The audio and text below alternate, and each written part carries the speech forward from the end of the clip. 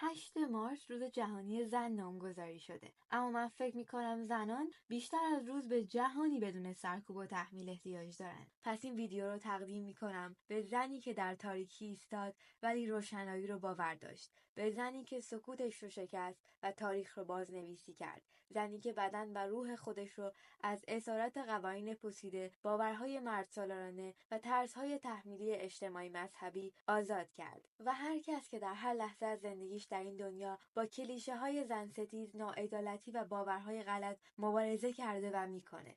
من سحر هستم و در همین مضمون میخوام راجع به سقط جنین صحبت کنم. این موضوع در تاریخ بشر از دوران باستان تا حالا وجود داشته و همواره موضوعی پیچیده و چند وجهی بوده که در تقاطع دانش علمی و باورهای اجتماعی قرار گرفته و بحث حقوق زنان و حق زندگی جنین در نقاط مختلف دنیا دیدگاه‌های مختلفی به وجود آورده و ماجرا همچنان همینطور ادامه داره. در ویدیوی قبلی این مجموعه دیدیم گیاهی وجود داشت به نام سیلفیوم که توسط زنان با هدف ناباروری یا سقط جنین استفاده میشد. اما اصلا چی باعث میشه با تمام خطراتی که براشون داشته زنان باز هم بخوان به جون بخرنش؟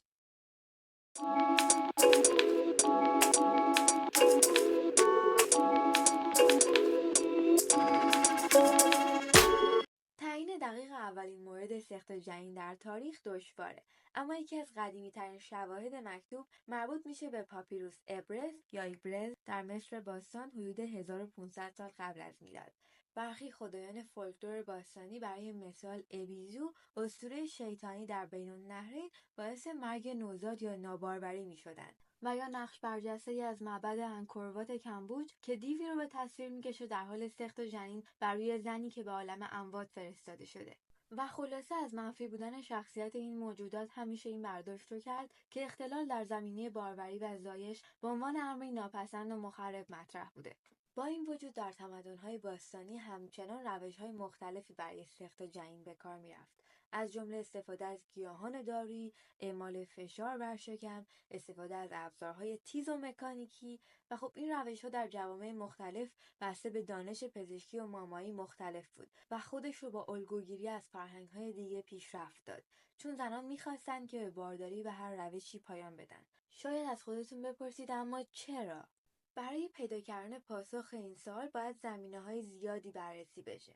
از دلایل پزشکیش میشه به ناهنجاری‌های شدید ژنتیکی یا نقص‌هایی مثل زندگی خارج از رحم یا بیماری‌هایی از جمله آن‌انسفالی یا عدم تشکیل مغز، سندرم ادوارد یا تریزومی 18 یا نمونه دیگه مثل سندرم پاتا یا تریزومی 13 اشاره کرد.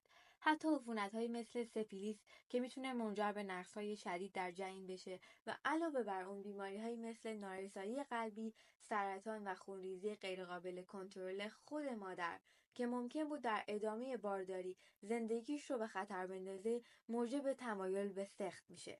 در این مورد حتی ادیانی مثل مسیحیت و اسلام که در بسیاری از مکاتب فقهی سقط جنین رو حرام اعلام کرده بودند، در شرایطی که خطر جانی جدی مادر رو تهدید میکرد اون رو مجاز میشمردند.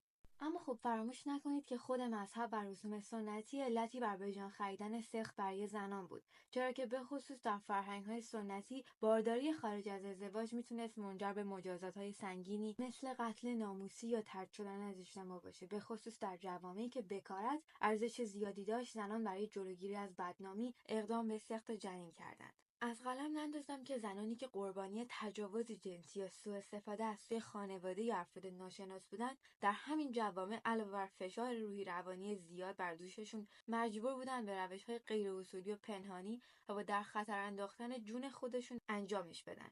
از طرفی در جوامعی که حمایت‌های رفاهی از مادران باردار و کودکان ضعیفه و بهداشت و آموزش و مسکن هزینه‌های بالایی داره، ترس از آینده اقتصادی فرزند ممکنه موجب ایجاد این انتخاب برای زنان بشه. این نگرانی به ویژه برای زنان طبقه متوسط و تحصیل کرده مطرح بود.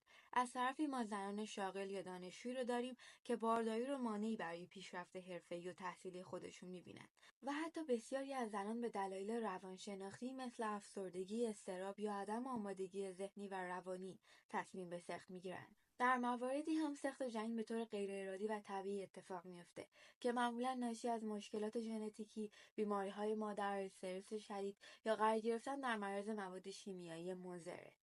از اونجایی که در بین علما در این باره همواره اختلاف نظر وجود داشته و سیاسیون علاوه بر زمین بر تن زنان هم خودشون رو محق می‌دیدند، گاهی در برخی کشورها مثل چین و هند به دلیل سیاست‌های کنترل جمعیت به زنان فشار وارد می‌شد و سقط جنین رو در دوره مجاز و حتی تک‌فرزندی رو اجباری اعلام کردند. در حالی که همواره قانونی بودن سقط جنین و حق تصمیم‌گیری زنان به چالش کشیده میشه، توسعه داروهای ضد بارداری خوراکی در قرن 20 نقطه عطفی در تاریخ بهداشت و حقوق زنان محسوب میشه و تاثیر بسزایی در کنترل بارداری ناخواسته و بهبود کیفیت زندگی زنان داشته.